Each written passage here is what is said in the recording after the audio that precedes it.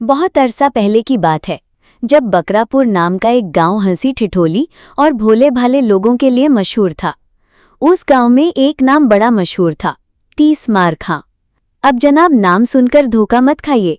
ये ना कोई पहलवान था और ना कोई सूरमा, बल्कि एक ऐसा ख्वाबों में जीने वाला मस्खरा था जो अपने ही बनाए हुए झूठ में रजाई ओढ़कर सोता था। असल नाम था उसका धोबू, पर उसने खुद को मुंह दिखाई में ही ऐलान कर दिया, मैं वही 30 मार खां हूं जिसने 30 जंगें लड़ी और सब जीत ली अपने ही ख्यालों में।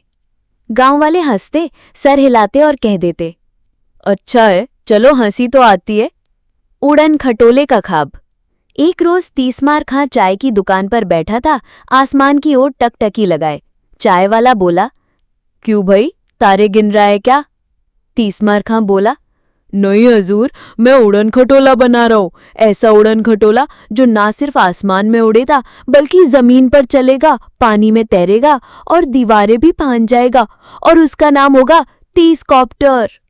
गांव वालों की हंसी छूट गई। अबे तू उड़न खटोला बनाएगा, चल पहले बकरी को सीढ़ी चढ़ा ले। लेकिन 30 मार खां संजीदा था। उसने ऐलान किया, अगले इतवार को उड़ान होगी और मैं दिल्ली जाऊंगा, हवा में। बनने लगा 30 कॉप्टर।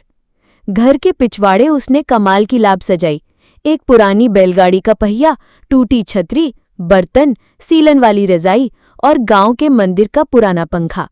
सबसे अजीब बात, उसने अपनी बकरी सुल्ताना बेगम को उस यंत्र का पायलट बना डाला।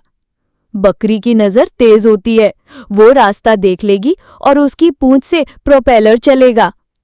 बच्चे हंसते हंसते लोटपोट हो रहे थे, लेकिन 30 मार खां अपने मिशन में मगन था। पहली उड़ान, हवा में कम, धूल में ज्यादा। अंततः वो दिन आया जब उड़न खटोले की पहली उड़ान का ऐलान हुआ। गांव वाले जमा हुए, मेला लग गया। कुछ लोग मिठाई लेकर आए, कुछ बकरी को देखने।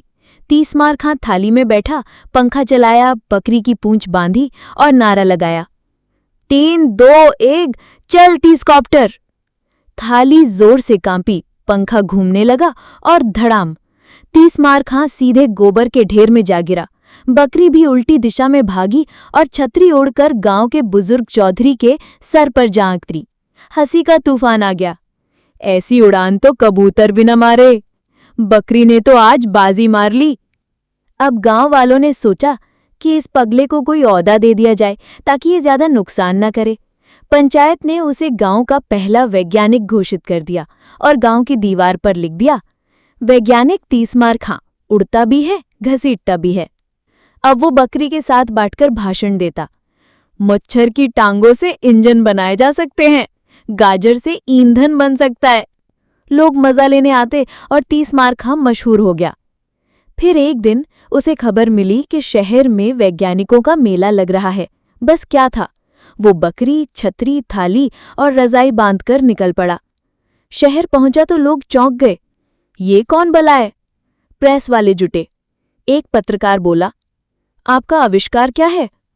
30 मार खां बोला, मेरा उड़न खटोला इश्क में उड़ता है और गुस्से में गिरता है।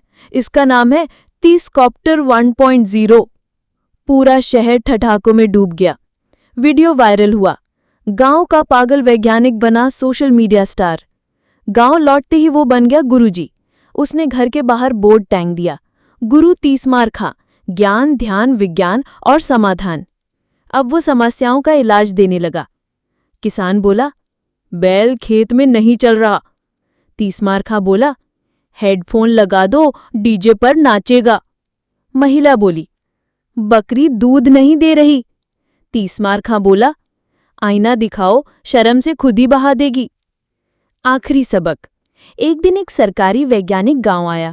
उसने उसकी लैब देखी और बोला, ये तो तमाशा है। 30 मार खां बोला, ये तमाशा नहीं, मेरा सपना है। वैज्ञानिक बोला, सपनों को उड़ान तब मिलती है जब उनके नीचे पढ़ाई, मेहनत और समझदारी के पंख हों। उस दिन पहली बार 30 मार खां चुप हो गया। धीरे धीरे उसने किताबें पढ़नी शुरू की, सही बातें सीखीं और गांव के बच्चों को भी सिखाने लगा।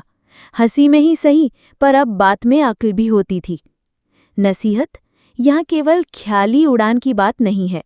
जिंदगी में सचमुच कुछ कर दिखाने के लिए मेहनत और ज्ञान की जरूरत होती है। वरना ज्यादा होशियार बनना वैज्ञानिक मुन्नालाल की तरह हंसी का पात्र बन सकता है।